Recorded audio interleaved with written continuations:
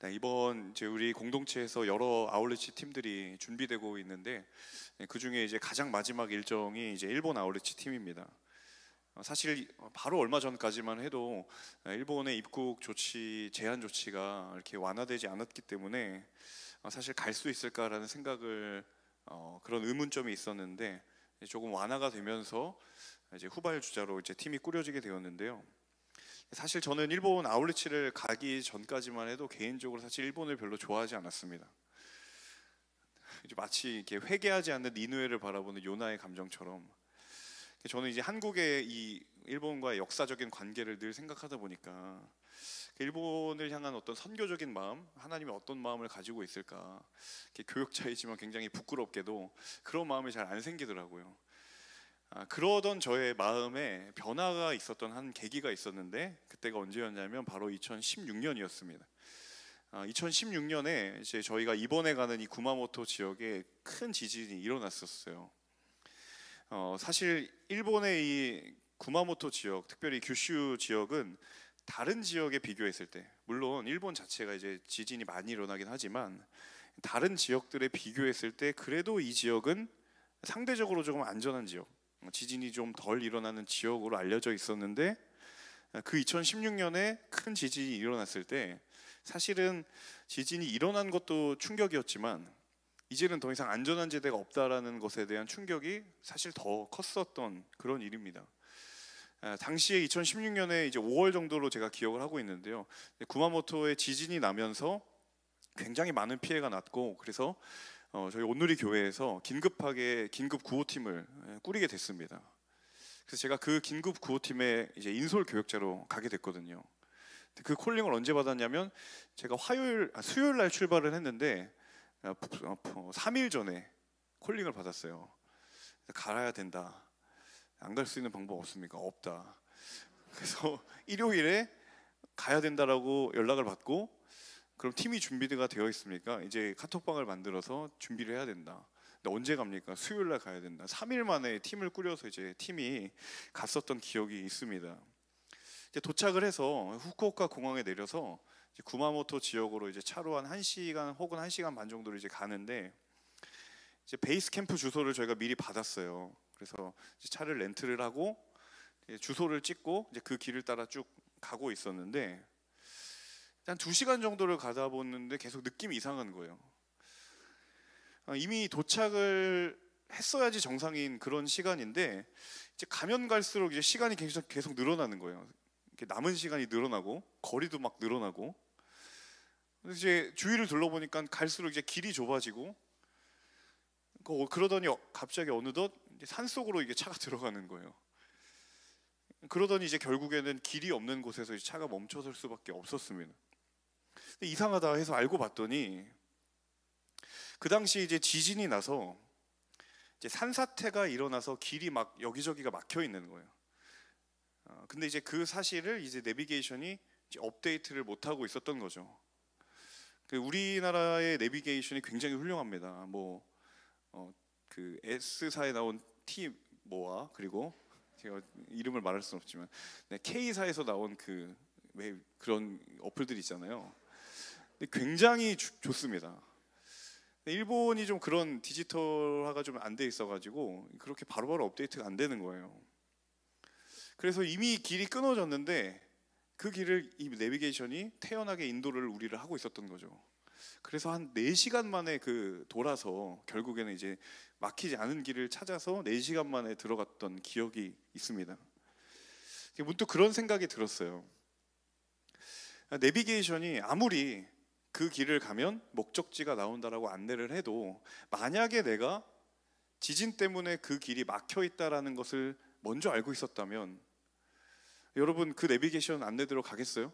가시겠어요? 안 가죠. 아무도 안 갈 겁니다. 아무리 그 길을 인도하고 있다라고 해도 그 길이 아니라는 것을 우리가 알고만 있다면 그 안내가 잘못된 안내다라고 우리는 분별할 수가 있을 거다라는 것이죠. 자, 믿음의 길, 신앙의 길을 걸어가다 보면 때로는 상반된 듯한 두 가지가 필요할 때가 있는 것 같아요. 한 가지는 무엇이냐면 확신과 결단이 필요할 때가 있고요. 또 다른 한 가지는 확신과 결단과는 조금 다른 전적인 순종과 전적인 내려놓음이 필요할 때가 있다는 거예요. 아이러니하게도 이 두 가지가 동시에 우리에게 영적인 숙제처럼 도전처럼 주어지는 때가 있다는 거예요. 근데 문제는 무엇이냐면 두 가지의 상황이 반대로 적용이 되는 경우가 문제가 되죠. 뭐 예를 들면 이 상황은 지금 하나님께서 모든 것을 내려놓고 하나님의 뜻을 듣고 하나님께 전적인 순종을 해야 될 때인데 나는 확신과 결단으로 막 가득 차 있는 거예요. 그러니까 마치 지진으로 인하여서 그 길이 막혀져 있는데 내비게이션이 확신과 결단을 가지고 태연하게 나를 인도하고 있는 것처럼, 아마도 로마서를 썼던 바울의 과거가 그러했지 않았을까 생각이 듭니다. 바울이 부활하신 예수 그리스도를 만나기 이전의 상황, 나는 확신과 결단으로 가득 차 있었는데 하나님은 그거 내려오느라고 이야기하시다가 결국에는 다메섹 도상에서 강권적으로 역사하시는 그 일이 일어났던 것이죠. 아무리 내 안에 확신이 가득 차 있다고 해도 하나님께서 말씀하실 때 정말 전적으로 그 말씀 앞에 귀를 기울일 수 있는가? 순종할 수 있는가? 내가 옳다고 생각했던 그 확신마저도 하나님 말씀하신다면 철저하게 내려놓을 수 있는가? 사실 우리에게는 너무 큰 영적인 도전입니다. 자, 지난 2주간 로마서 본문 속에서 하나님이 바울을 통해 바로 이 부분을 꼬집었던 거예요. 유대인들의 영적인 위선들을 체크하시면서 바로 이 부분을 꼬집었던 거예요. 하나님의 말씀 앞에 철저히 엎드려야 되는 순간임에도 불구하고 사실 그들의 유대인들의 현실은 어땠냐면 자기 확신으로 가득 차 있었던 그 유대인들의 모습을 하나님께서 책망하고 계셨던 것이죠. 그리고 우리는 그들의 모습을 통해 바로 그리스도인이라 말하고 있는 우리 자신의 모습을 보게 되었다라는 것입니다. 자, 그렇다면 유대인들을 향한 하나님의 마음이 무엇일까? 정말 그들을 구약의 시대 가운데 아브라함의 때부터 택하여 부르신 하나님의 목적과 하나님의 이유가 있지 않겠는가? 그것에 대해서 바울이 또 이야기를 하고 있는 부분이 바로 오늘의 본문입니다. 조금 더 확장해서 의미를 부여해서 이야기를 한다면 교회를 다닌다고 말하는, 그리고 믿음을 가졌다고 말하는 바로 저와 여러분, 이 그리스도인들을 향한 하나님의 마음, 하나님이 우리를 그리스도인으로 부르신 이유는 무엇일까? 오늘 이 시간 이 본문 가운데에 그 하나님의 마음을 함께 나누기를 원합니다. 우리 먼저 1절과 2절의 말씀 같이 한번 읽어보도록 하겠습니다. 1절과 2절 함께 읽습니다. 그러면 유대 사람이라고 해서 무슨 혜택이 있고 할례에는 무슨 가치가 있습니까? 여러모로 많습니다. 첫째는 그들이 하나님의 말씀을 맡았다는 것입니다. 바울이 계속해서 이 유대인들의 위선과 영적인 어두운 측면들을 계속 비판을 하자 아마도 유대인의 입장에서 반론이 있었거나 아니면 바울이 어떠한 반론을 예상하고 지금 이 이야기를 하고 있었던 것 같아요. 바울이 유대인들의 여러 모습들을 비판했지만 그 중에서도 굉장히 신랄하게 비판했던 것 중에 하나가 바로 할례였습니다. 로마서뿐만 아니라 갈라디아서도 그렇고요. 눈에 보이는 할례가 마치 신앙의 모든 것을 대변해주고 증명해줄 것처럼 여겨지는 그러한 마음들, 할례를 믿음과 어떤 구원의 절대적인 기준으로 여기는 그것에 대해서 바울이 비판을 하고 있었죠. 그러자 그런 반문이 있었던 것 같아요. 자, 그러면 유대인들에게 하나님 할례를 하라고 한 그 명령은 무의미한 것인가? 아무런 가치가 없는 것인가? 할례가 이렇게 바울이 이토록 아무런 가치가 없는 아무것도 아닌 것처럼 바울이 이야기를 한다면 왜 하나님은 애초에 율법을 통해서 차라리 할례라는 명령을 하지 않았으면 더 깔끔하지 않았을까? 애초에 하나님께서 율법을 통해 할례를 명시하거나 언급하지 않았던 것이 차라리 낫지 않았겠는가? 이런 반문을 충분히 할 수 있다라는 것이죠. 그런데 여기에 대해서 바울이 이렇게 대답을 합니다. 뭐라고 대답을 했습니까? 할례는 여러모로 가치가 있고 유익하다. 대표적인 유익을 2절에서 이야기하죠. 그들이 하나님의 말씀을 맡았다. 2절에 나와 있는 이 맡았다라는 표현을 좀 곰곰이 생각해 볼 필요가 있을 것 같아요. 사실 원래 맡았다라는 이 말은 분명히 그렇게 할 수밖에 없는 어떤 이유가 포함되어 있는 것이죠. 맡을 수밖에 없는 그런 이유가 이 말 안에 담겨 있는 것이 아닐까 생각이 들어요. 이제 여러분 해외 아울렛을 가게 되면 공항에서 어떻게 하죠? 자기 짐을 수화물로 붙이게 되죠. 그렇죠? 근데 그 수화물의 공식적인 명칭이 뭔지 아세요, 여러분? 위탁 수화물입니다. 위탁 수화물. 뭐 대단한 건 줄 알고 눈을 크게 뜨시는데 그냥 위탁 수화물이 위탁 수화물. 말 그대로 짐을 맡기는 거예요. 위탁하는 수화물이에요. 근데 여러분 아무 이유 없이 짐을 맡기시나요? 항공권 사면 하나 맡길 수 있으니까 그냥 맡기시는 건가요? 물론 그런 분도 계실 수 있겠지만 대부분의 우리 이유에는 분명한 이유가 있죠. 기내에 가지고 들어갈 수 없는 무게나 부피이거나 아니면 기내에 들어갈 수 없는 그런 내용물을 소지하고 있다고 한다면 반드시 맡겨야 합니다. 마찬가지입니다. 성경에서 유대인들이 하나님의 말씀을 맡은 자들이라고 말하는데 여기는 분명히 이유가 있다는 거예요. 조금 더 구체적으로는 그들이 하나님의 말씀을 맡게 되었을 때에 그 안에 담겨져 있는 하나님의 뜻이 있고 하나님의 계획이 있고 하나님의 부르심이 분명히 있기 때문에 그들이 맡겨졌다라는 거예요. 근데 문제는 무엇이냐면 하나님이 말씀을 맡았다라는 것에 대해서 분명한 이유가 있고 분명한 목적이 있는데, 다시 말하면 전해야 하는 사명이 있고 전해야 하는 부르심이 있는데 그것은 전혀 외면한 채 그저 맡겨졌다라는 특권만 그들이 생각하고 있었다라는 거예요. 여러분, 그리스도인의 영적인 특권은 반드시 사명과 부르심과 만나야 합니다. 그래야 그 특권이 변질되지 않을 수 있어요. 하나님이 내게 주신 은혜가 이유가 무엇일까? 하나님이 왜 내게 은혜를 주셨을까? 내가 하나님을 믿게 된 이유가 무엇일까? 내게 주신 은혜로 은혜가 필요한 것을 향하기 위하여, 내가 알게 된 복음으로 복음이 필요한 것을 향하기 위함인 줄로 믿습니다. 여러분, 그러므로 사명이라고 하는 것은 내게 주신 은혜에 대한 빚진 마음이에요.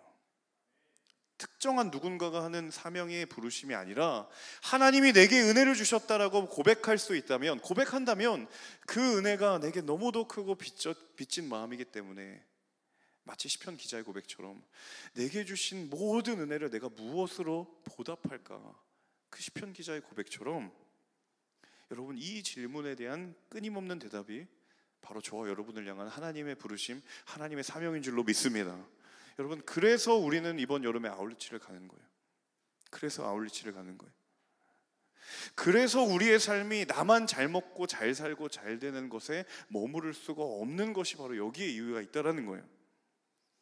혹시 이 가운데 아직도 여름 아울리치를 고민하고 계신 분이 있다면, 여러분, 이제는 하나님의 부르심 앞에 결단할 수 있는 그런 은혜가 있기를 주님의 이름으로 축원합니다. 여전히 내 삶이 그냥 내 좋은 미래와 내 좋은 장래를 위해 열심히 학점 관리하고 스펙 쌓고 좋은 직장 취업하고 그것만으로 내 인생의 목적이 설정되어 있고 그것이 전부라고 한다면, 하나님께서 여러분에게, 저와 여러분에게 말씀하시는 이 믿음의 지경이 넓혀지는 은혜가 있기를 주님의 이름으로 축원합니다. 이어서 3절과 4절의 말씀 같이 한번 읽어볼까요? 3절과 4절 함께 읽습니다. 그런데 그들 가운데 어떤 사람들이 믿지 않았다면 어떻게 되겠습니까? 그들의 불신앙이 하나님의 신실하심을 무효화시키겠습니까? 결코 그럴 수 없습니다.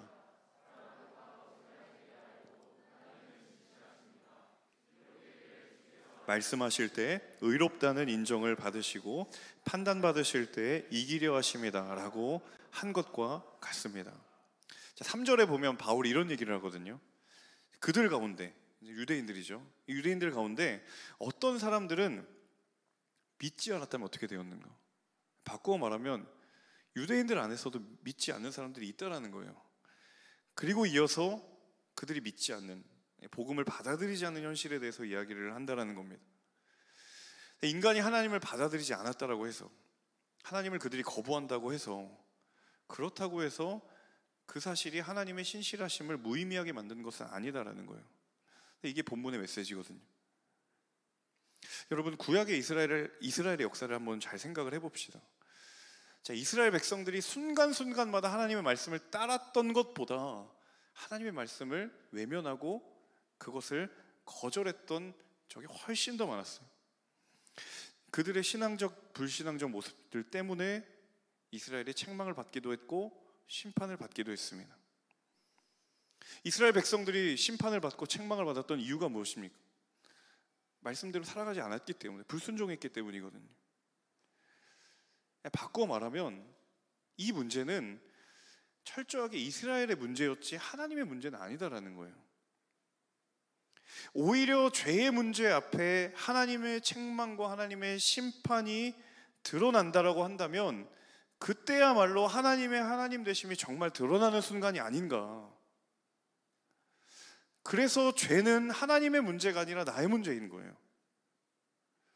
근데 우리의 연약함이 여기에 있습니다.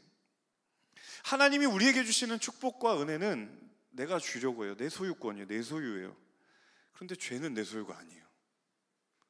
굉장히 이 표현이 방송상 적절한 표현인지 모르겠지만 굉장히 얍삽하지 않나요?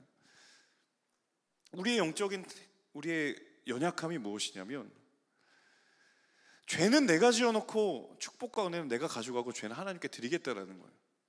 그래놓고 그 죄를 책망하시고 하나님께서 지적하시면 하나님 신실하시지 않으십니까? 하나님, 이 죄는 하나님의 것인 마치 그런 것 마냥 하나님께 내어드리는, 하나님께서 우리 안에 있는 죄의 문제를 꾸짖으신다고 해서 과연 우리가 하나님을 비난할 수가 있겠는가? 바울이 뭐라고 이야기합니까? 4절에 결코 그럴 수 없습니다. 오히려 나의 죄를 돌이키시려고 하시는 그 하나님의 말씀 앞에 우리가 응답해야 되는 것이 아닌가? 죄로부터 떠나라고 말씀하시는 하나님의 말씀에 우리가 오히려 귀를 기울여야 되는 것이 아닌가? 여러분, 바로 그 하나님의 신실하심이 우리의 소망의 이유가 되는 줄로 믿습니다. 우리가 죄 가운데 거할 때나 하나님의 뜻 가운데 거할 때나 신실하게 하나님의 뜻대로 우리를 인도하시는 그 하나님의 신실하심만이 우리가 의지하고 소망해야 할 이유가 되는 줄로 믿습니다. 여러분, 여전히 죄와 함께 거하려고 하는 우리의 영적인 처절한 현실 속에서도 소망을 품을 수 있는 이유는 바로 그 하나님의 신실하심이 우리 가운데 있기 때문에, 여러분, 이제 우리가 그 하나님의 신실하심에 응답해야 되는 때가 된 줄로 믿습니다. 저와 여러분의 삶의 곳곳에 그런 응답의 물결들이 풍성하게 일어나기를 주님의 이름으로 축원합니다. 죄를 하나님께 내어 맡겨드리는 것, 그것은 책임을 전가하는 것이 아니라 하나님, 철저하게 내 스스로의 모습들을 십자가 앞에 내려놓고 하나님, 돌아가겠습니다. 하나님, 잘못했습니다. 하나님 뜻을 다시 한번 내 마음 가운데 품겠습니다. 여러분, 이 회복의 역사가 우리 모두에게, 그리고 이 공동체 가운데 일어나기를 주의 이름으로 축원합니다. 우리 이어서 5절과 6절의 말씀 같이 읽도록 하겠습니다. 5절과 6절입니다. 함께 읽습니다. 그러나 우리의 불의함이 하나님의 의를 드러내게 한다면 우리가 무슨 말을 하겠습니까?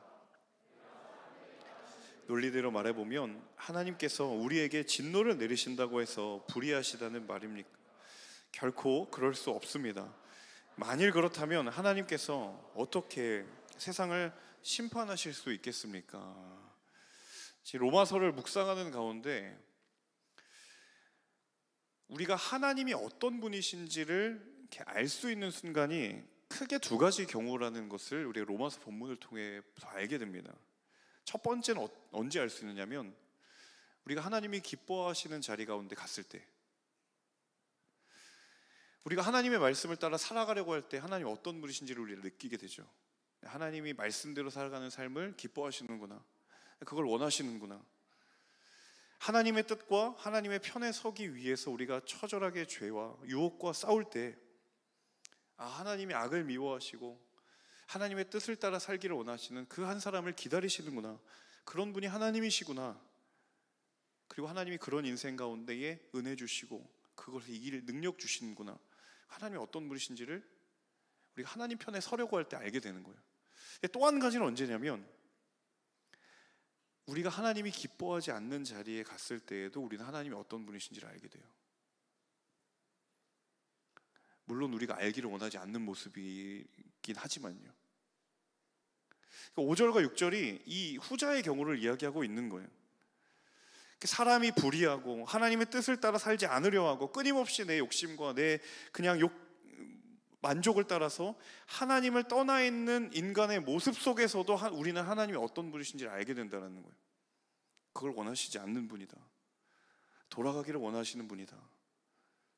하나님의 진노가 우리는 원하지 않는 것이지만 그 하나님의 진노를 통해 우리 하나님이 어떤 분이신지를 또한 알게 된다는 거예요.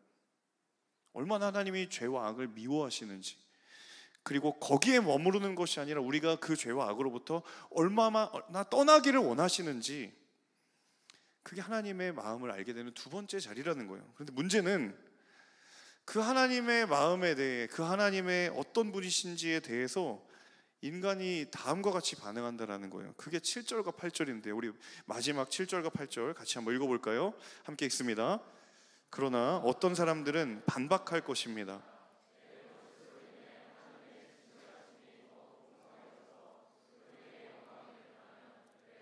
여전히 죄인으로 심판을 받느냐? 그리고 선을 이루기 위해 악을 행하자라고 말하지 않겠습니까? 어떤 사람들은 우리가 그렇게 말한다고 비방하니 그런 사람들은 심판을 받아 마땅합니다. 한마디로 정리를 해드리면, 하나님, 내가 죄지음으로 인해서 하나님이 어떤 분이신지를 드러났으니까 제가 지분이 있죠. 인간이 이렇게 얘기하는 거예요. 물론 제가 죄 지은 것은 좀 잘못된 일이지만 이것 때문에 하나님이 선하심이 드러나셨다면 그마저도 하나님 선하게 쓰시는 거 아닙니까? 말도 안 되는 궤변이잖아요. 거기에 한술 더 뜹니다. 8절에 뭐라고 얘기해요? 선을 이루기 위해 악을 행하자. 내가 죄인이라는 사실이 하나님의 하나님 되심을 드러냈다라고 한다면 나는 더욱 죄인이기를 선택해야겠구나, 이렇게까지 생각한다라는 거예요. 여러분, 과연 이렇게 말할 수 있습니까? 여러분, 이런 궤변이 어디 있습니까? 그런데 이 내면의 속삭임이 우리 가운데 있다는 거예요. 하나님의 영역과 나의 영역을 교묘하게 맞바꾸고 싶은 우리의 마음이 있다는 거예요. 죄의 한복판에서도 하나님은 선을 이루어 가시고 하나님의 뜻을 따라 그 죄를 제거하시려고 하신 하나님의 일들이 있어요. 여러분, 이것은 나의 영역입니까? 하나님의 영역입니까? 하나님의 영역입니다. 근데 그런가 하면 우리의 영역은 무엇입니까? 끊임없이 우리를 유혹하는, 우리를 넘어뜨리려고 하는 그 죄와 유혹 앞에 그것을 멀리하려고 하고 하나님 편에 서려고 하는 것이 나의 몫이고 나의 영역입니다. 근데 문제는 우리의 자리, 우리의 영역을 뒤로 하고 하나님의 영역과 나의 영역을 바꾸자라는 거예요. 하나님, 이거는 하나님이 선택하시고요, 하나님 담당해 주시고 제가 좋은 편에 서겠습니다. 선을 이루기 위해 악을 행하자. 여러분, 이 이면에 담긴 유혹을 정확하게 보셔야 합니다. 솔직하게 말하면 나는 죄와 악을 멀리하기 위하여 싸울 마음이 별로 없다라는 거예요. 근데 무엇은 필요합니까? 회복과 구원의 은혜는 필요하다라는 거예요. 굉장히 뼈아픈 이야기입니다. 은혜는 받고 싶고 하나님 때문에 좋은 것은 받아 누리고 싶어.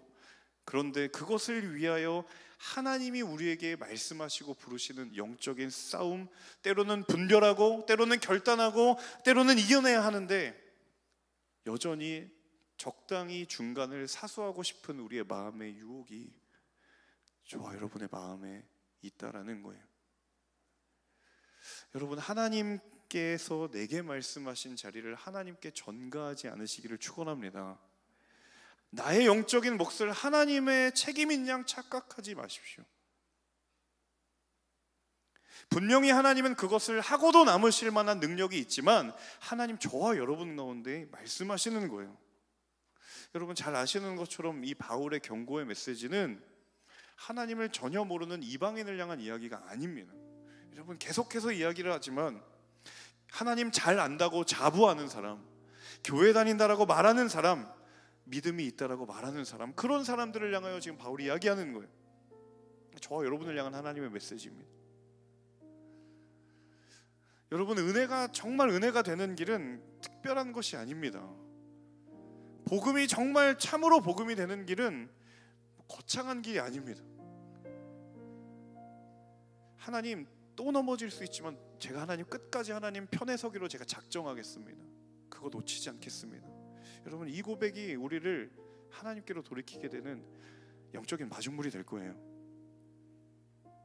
하나님은 넘어지는 우리에게 한 번 넘어졌기 때문에 모든 기회를 박탈하시는 그런 분이 아니라, 때로 넘어졌지만 다시 하나님께로 나와 연약함을 인정하고 하나님의 도우심을 구하며 하나님 제가 어찌하면 좋겠습니까? 라는 그 안타까운 마음으로 가슴을 치며 주 앞에 나아가는 그 죄 많은 세리와 그 죄 많은 이방인들의 하나님이십니다. 끝까지 하나님의 말씀을 따르기로 결단하고 끝까지 하나님의 부르심을 놓지 않으려고 할 때 어느덧 세월이 흘러 저와 여러분의 영적인 걸음마다 하나님의 영상이 새겨져 있는 것을 기대하고 소망하며, 여러분 오늘도 그 길을 포기하지 않으시고 걸어가는 하나님의 사람들 모두가 되시기를 주님의 이름으로 축원합니다. 우리 함께 이 찬양 부르고 결단하며 기도했으면 좋겠는데요. 하나님, 끝까지 걸어가겠습니다. 하나님, 때로 넘어지지만 포기하지 않겠습니다. 좌절하지 않겠습니다. 낙심하지 않겠습니다.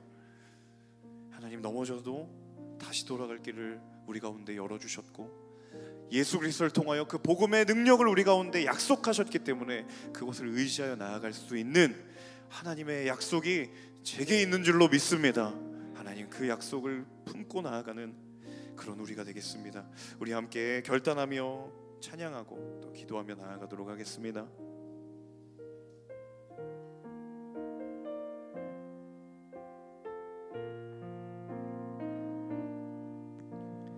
주님 다시 오실 때까지 나는 이 길을 가리라. 좁은 좁은 길 나의 십자가 지고 나의 가는 이 길 끝에서 나는 주님을 보리라. 영광의 내 주님 나를 맞아 주시리. 주님 다시 오실 때까지 나는 일어나 달려가리라. 주의 영광 온 땅 덮을 때 나는 일어나 노래하리. 내 사모하는 주님 온 세상 구주실